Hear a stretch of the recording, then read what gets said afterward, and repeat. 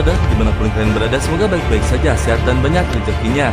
Kali ini kita akan membahas alur cerita dari sebuah film yang mengisahkan seorang gadis keturunan suku Yin Yao yang nekat memasuki istana bawah tanah Zuyin demi menyelamatkan ibunya. Namun dia justru mengungkap misteri kehancuran kerajaan kuno Zuyin yang terkubur selama ribuan tahun. Tidak usah berlama-lama lagi, kita masuk ke alur ceritanya.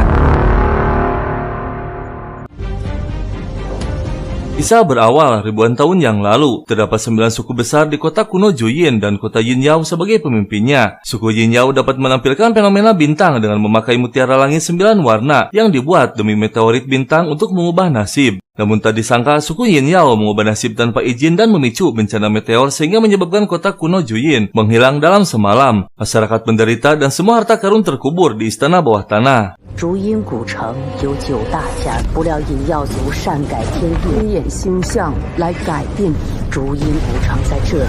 7 dari 9 suku tersebut musnah, menyisakan suku Yin Yao dan suku Yin Xing. Suku Yin Xing pun dikutuk dalam bencana alam tersebut dan usia hidupnya tidak lebih dari separuh baya. Bencana ratusan tahun akan datang kembali dan mengharuskan keturunan Yin Yao kembali ke istana bawah tanah, memakai mutiara langit dan memperbaiki posisi bintang, mengatasi bencana alam dan menyelamatkan dunia. Namun tak ada satupun yang kembali dalam kondisi hidup, hingga akhirnya istana bawah tanah disebut sebagai gua kematian.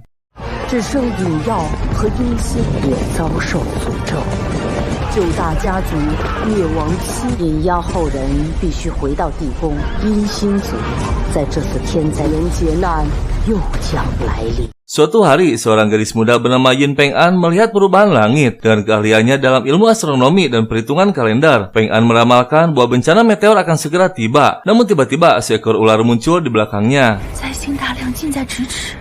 紫白入中宫，离宫遇文曲。日月不和，九星对冲。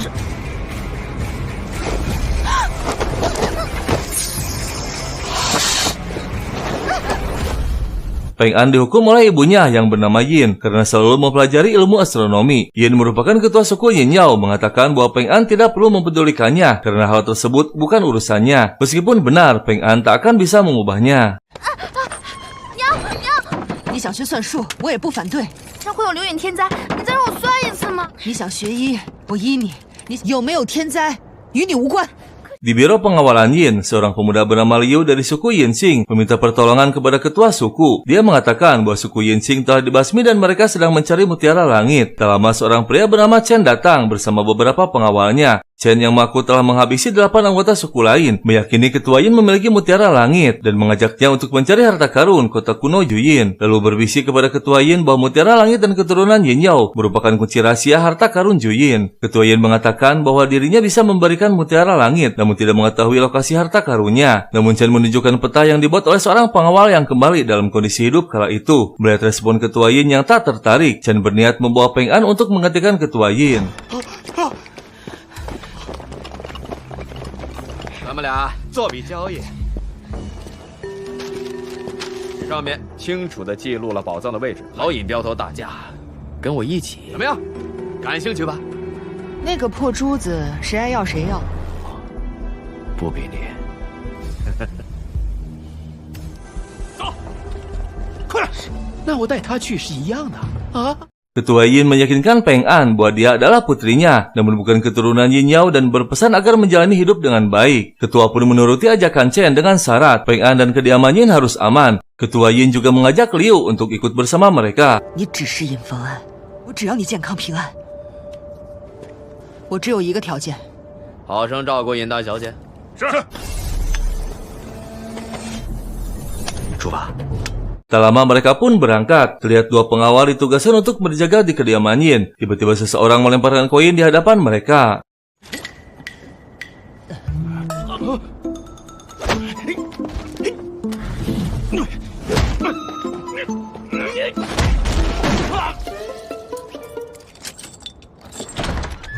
Setelah pintu terbuka, Peng'an segera berlari keluar untuk mengejar ibunya. Namun Song Qian yang merupakan murid dari ketua Yin menahannya. Qian telah meletakkan seekor serangga Xianxi betina di dalam tas rombongan yang membawa ketua Yin. Sedangkan mereka akan mengikuti petunjuk dari serangga jantan yang Qian bawa untuk mengejar rombongan tersebut. 你先搞清楚，是我救了你，从小到大遇到点事儿就哭，我们是把我娘救回来。真不值钱。哎，哎呀，你能别碍事儿了吗？要跟着这只弓虫指引的方向。你给我！你叫我师兄。 Singkat cerita, mereka mulai mengikuti petunjuk dari serangga jantan dengan menunggangi unta. Di tengah perjalanan, Peng An mencoba bertanya kepada Qian mengenai suku Yin Yao. Namun Qian mengatakan tidak mengetahui apapun karena dia hanya ditugaskan untuk melindungi Peng An oleh gurunya. Tak lama terjadi badai pasir kuning. 他这样不会迷路吗？我知道他们去找竹影古城了。 你连去哪儿都不知道，还要去救人啊？你忘了我们之前就是因为跟得太紧，别到时候人没找到，自己先赔进去了。你知道竹影古城是什么吗？没有我，你上哪儿找师傅去？你要是怕死，就把香吸虫给我，关键时候一点忙都帮不上。我们得赶紧去竹影古城。 Di tengah badai, Qian memasukkan serangga jantan ke dalam botol. Namun botol tersebut terjatuh dan menggelinding. Dan saat Qian berusaha meraihnya, tiba-tiba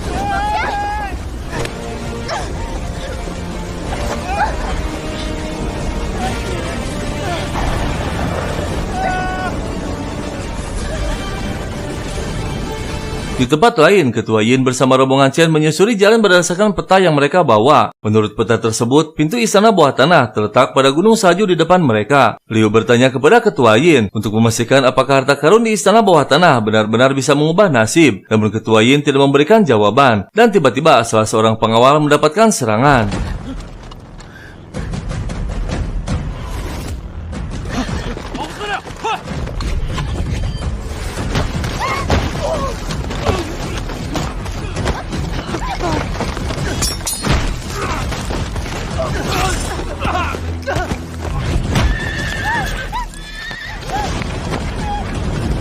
Sekelompok bandit yang menyerang seketika melihat mutiara langit yang terlepas dari saku baju Chen. Mereka pun berniat untuk merebutnya.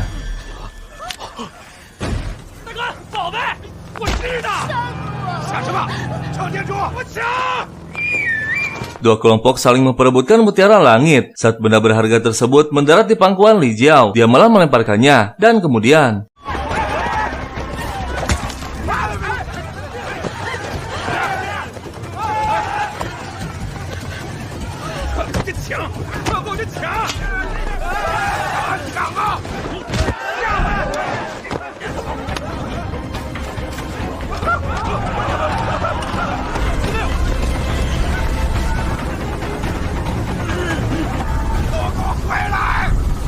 sementara itu, Peng An dan Qian yang telah melewati badai pasir kuning tersadar dari pingsan. Saat terbangun, tiba-tiba Qian mengatakan bahwa suku Yin Yao adalah salah satu dari 9 suku besar yang melindungi kota kuno Juyin. Hanya dengan satu anggota suku Yin Yao menyelesaikan misi keluarga, pintu harta karun dapat terbuka. Namun sampai sekarang tak ada yang mampu melakukannya. Ketua Yin tak ingin Peng An mengetahui hal mengenai masa lalu tersebut karena nenek Peng An pernah memimpin keturunan 9 suku ke istana bawah tanah untuk memperbaiki posisi bintang, namun dia tak pernah kembali. Daripada melindungi harta karun tersebut, Ketua Yin lebih memilih melindungi keselamatan putrinya. Qian kembali mengeluarkan serangga jantan untuk melanjutkan perjalanan.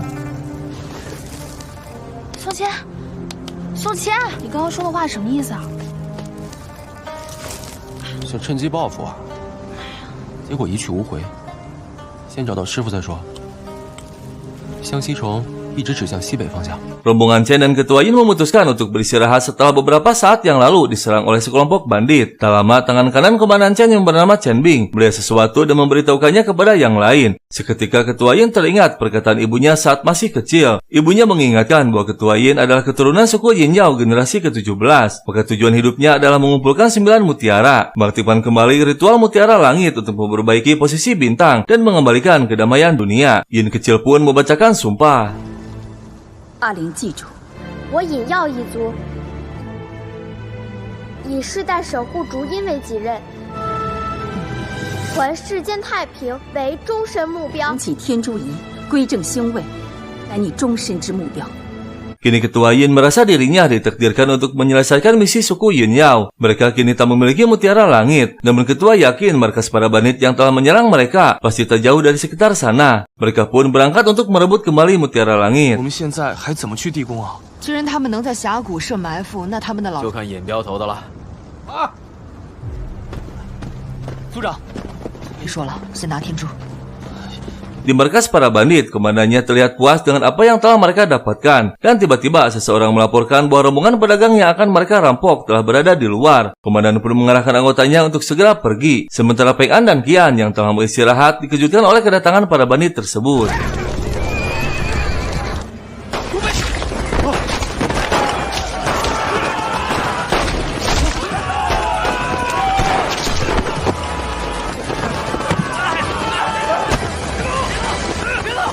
Komandan memerintahkan anggotanya untuk membawa semua orang ke hadapannya termasuk Qian dan Peng An. Dia pun memerintahkan untuk menghabisi semuanya kecuali Peng An. Mendengar hal itu, Qian mengisyaratkan sesuatu pada Peng An.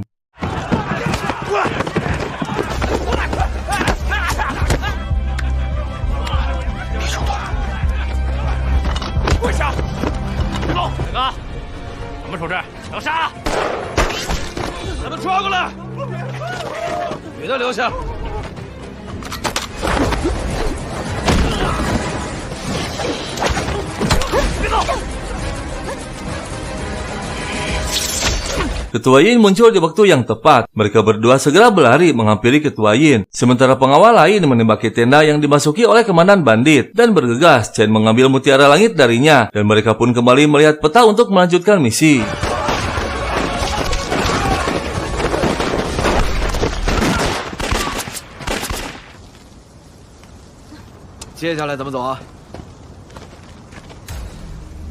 Di tengah perjalanan, Li memperkenalkan dirinya kepada Peng An dan Qian. Mereka mendengar salah seorang pengawal Chen mengatakan, tak lama lagi mereka akan tiba di Gunung Salju. Semua orang pun bersiap dengan jaket mereka. Saat Peng San menghampiri ibunya, Ketua Yin tiba-tiba marah dan menampar Peng An. Qian mencoba menjelaskan bahwa semua itu adalah idenya. Namun Ketua Yin masih terguncang saat menyaksikan Qian dan Peng An yang hampir tewas di tangan bandit. Di tengah pertengkaran tersebut, tiba-tiba seekor hewan muncul dan menyerang. 你们是怎么发现我们的？就在找他们。 结果听到那边有动静，引镖头总提起你。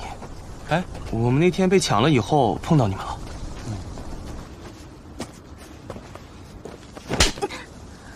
多担心我呀！冯安一直都很担心你啊。你们两个差点被土匪给杀死了，滚！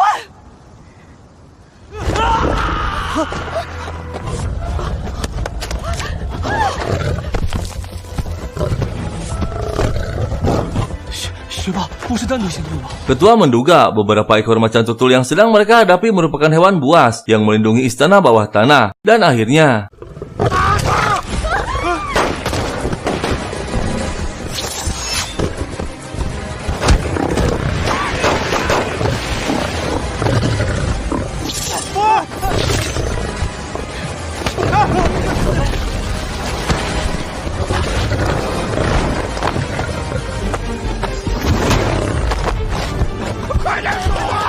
Setelah menemukan tempat yang cukup aman, mereka mengobati luka akibat serangan hewan buas. Peng An meminta maaf pada ibunya. Ketua menjelaskan bahwa tidak semua hal sengaja ia sembunyikan dari Peng An. Dia hanya mengkhawatirkan putrinya dan berusaha sekuat tenaga untuk melindunginya. Setelah mereka berdua berdamai, Peng An menghampiri Qian untuk membantu mengobati lukanya. 真的知道错了，一起改变结局呢？你放心，我保证什么都听你的。别耍嘴皮子了，还好我及时赶到。冯安啊，我只要为你遮风挡雨，你快去看看千儿的伤怎么样了。我来，手伸直点。好了。 Mereka melanjutkan kembali perjalanan ke Gunung Salju. Di tengah perjalanan, dari kejauhan mereka terlihat longsor salju yang mendekati. Dengan cepat mereka berlari untuk menyelamatkan diri. Di ujung tebing, Qian melihat sebuah longsor besar dan menyuruh semua orang untuk ikut melompat ke lorong tersebut.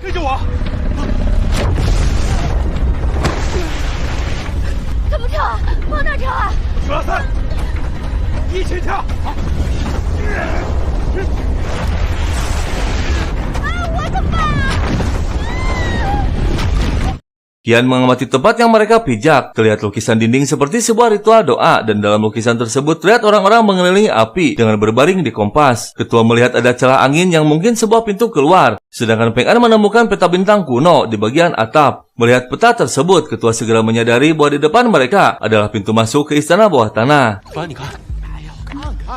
当时的人们非常重视和崇拜的仪式，古人祈福都会摆放祭品，他们对着火种趴在罗盘上，但是很奇怪。 整个地宫可能与星象有关。前无出口，后无退路。别吵，这里有风，这里就是地宫的入口。太好了，终于让我找到。 Dalam ruangan tersebut, terlihat reruntuhan Kunlun di dalam laut. Menurut catatan kitab Shanghai yang Peng An baca, Gunung Kunlun di barat laut adalah ibu kota Kaisar Langit di dunia bawah. Konon terdapat 3 pintu di setiap sisi Gunung Kunlun. Setiap pintu memiliki satu monster Qiaming yang berjaga di sana. Tak lama kemudian, terdengar suara yang mengganggu telinga. 这些都是什么？ 据《山海经》中记载，海内昆仑之墟是天帝在夏季的都城，们都有一个开明神兽在那守卫。我们在昆仑山里面。Peng An mulai menyadari bahwa mereka semua telah berhalusinasi. Dia pun menghabisi seekor serangga yang berada tak jauh di hadapannya. Dalam catatan buku kuno, serangga penyuara tersebut menggunakan suara untuk membuat manusia berhalusinasi dan memburu mangsanya. Dan tak lama Kian melihat gambar harmoni 5 unsur.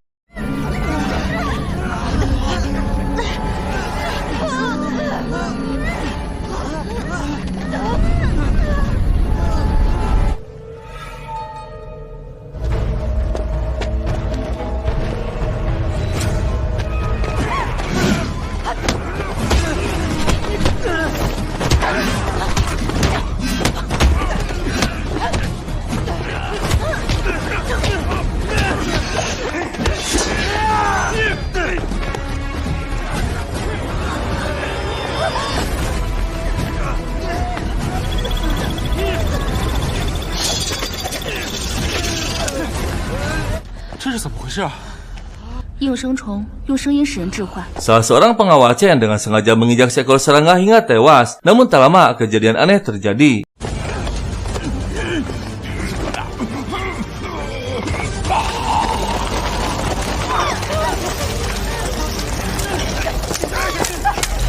Di tengah serangan ribuan serangga tersebut, Kian mencoba mencari pintu keluar dengan alat yang dia bawa. Tak lama dia menemukannya. Semua orang berlari ke arah pintu tersebut. Setelah beberapa saat, mereka menaiki sebuah tangga dengan beberapa tulisan dan saat diinjak, terdengar suara mekanisme dari arah dinding. 好像是墙壁里传出来的。好像是机关的声音。 Tak disangka, sebuah jebakan dengan sejumlah pedang yang muncul dari dinding hampir membuat mereka tewas. Peng An menyadari tulisan pada tangga merupakan 24 titik bagian musim. Dia pun menginjak tulisan berdasarkan petunjuk penanggalan waktu pertanian berdasarkan posisi matahari di bidang orbit. 都跟着我脚印踩，千万别踩错了，是24节气。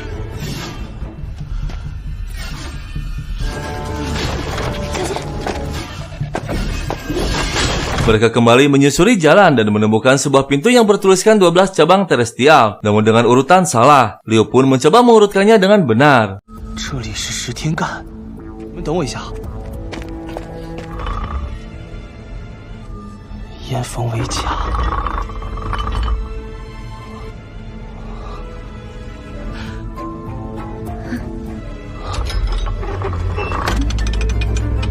Mereka kembali harus melewati tangga, namun kali ini cukup banyak. Setelah beberapa lama menuruni tangga, Peng An merasakan keanehan. Dia lalu meletakkan sebuah koin sebagai penanda. Sesuai dugaannya, ternyata mereka hanya berputar-putar di tangga yang sama. Kemungkinan tangga yang mereka lewati adalah tangga tak berujung yang legendaris. Dan tiba-tiba terjadi retakan.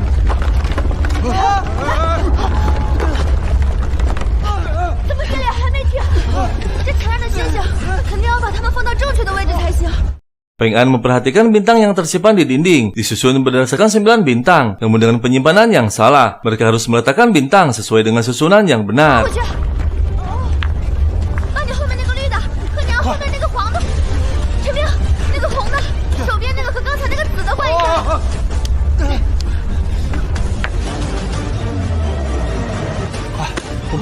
Setelah aman, ketua menganalisis seluruh bangunan bawah tanah adalah kumpulan hukum astronomi. Semakin mereka berjalan, setiap petunjuk menjadi semakin jelas, dan semua ini merupakan hasil pengamatan astronomi kuno. 你们看，从我们第一道宫门走到现在，这提示就越明显。所有能找到出口的方法都涵盖其中，北斗9星，再到现在的28星，是我们古代文明的精华所在。他们也解得很顺利嘛。既然引标头都分析得这么通透了。 Setelah masuk, mereka melihat mekanisme kunci piano yang pernah ketua lihat satu kali saat dia mengawal. Terdapat satu baris kunci piano, dan saat menyentuh kunci yang berbeda, maka akan mengeluarkan suara yang berbeda. Dan terlihat 12 pilar batu di hadapan mereka. Jika mereka berjalan dengan benar, maka energi akan melalui pembuluh nadi dan panjang umur. Namun jika salah, mereka akan berakhir. 这是古音12律，那里好像琴键的机关，见每一个音符都与实干，这音符也非阴阳之说，非常有可能。 精神异常，应该是的。这样吧，我先试试看。跳吧，继续，快！哎呀，是什么声音？喂，怎么办？起因破坏他们的发声装置。Dengan sekuat tenaga, Qian mencoba menghentikan suara yang menyebabkan energi dan aliran darah berhenti. Hingga kemudian dia pun berhasil merusak alat pemancar suara tersebut. Namun tiba-tiba dia merasa lemas hingga terjatuh.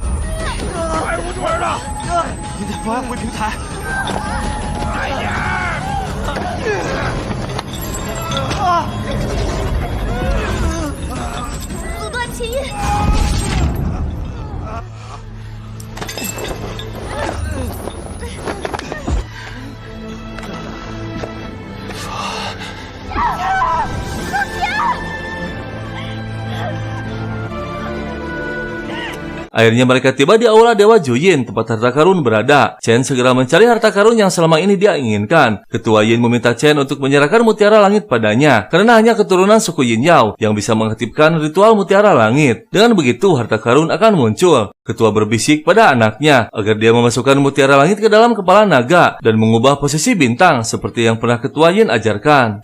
我终于到了，你想要的宝藏就在这儿了。竹阴神殿，宝藏，宝藏在哪儿？你说的呢，有道理，别耍花样啊。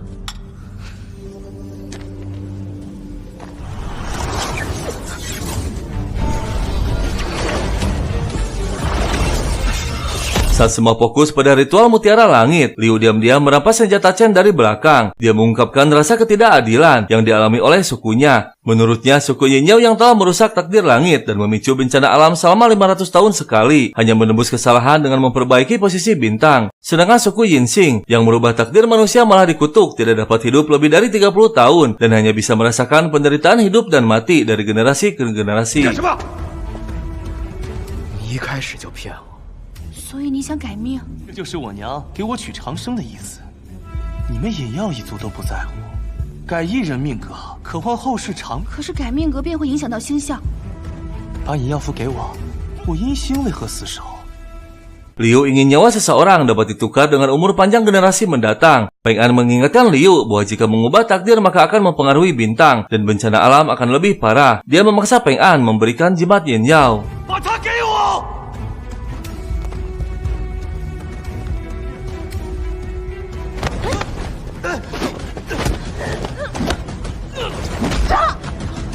给我养符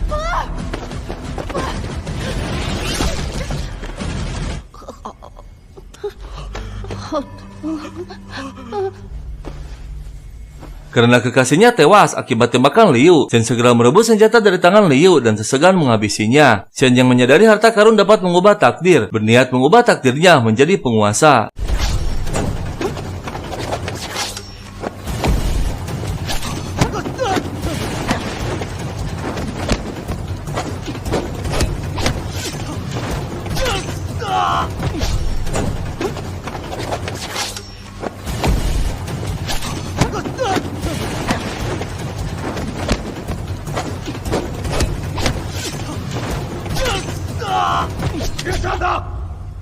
你想改命啊？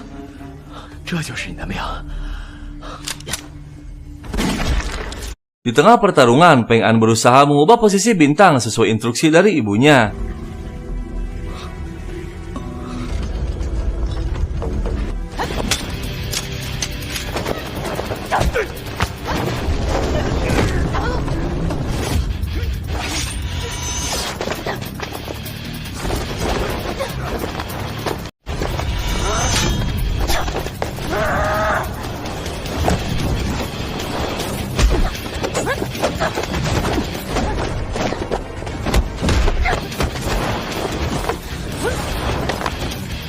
福安，快去归正星位！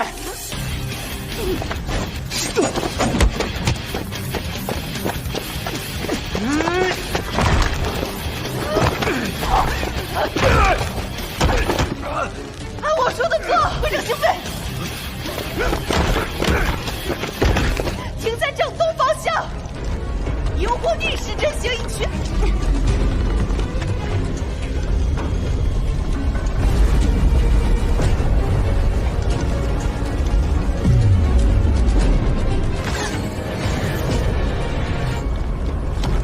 快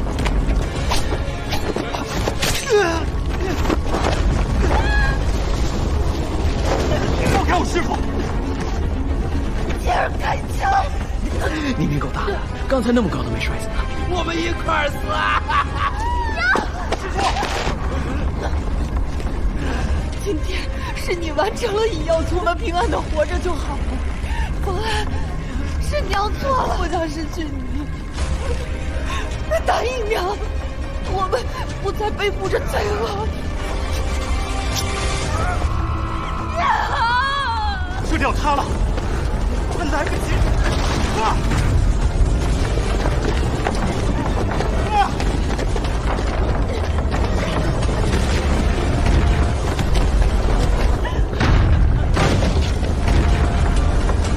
！Akhirnya Peng An dan Ken berhasil keluar menyelamatkan diri. Meskipun kehilangan ketua Yin, Peng An masih tak percaya ibunya telah tiada. Namun Qian membangkitkan semangat Peng An dan melanjutkan hidup dengan baik seperti keinginan ibunya.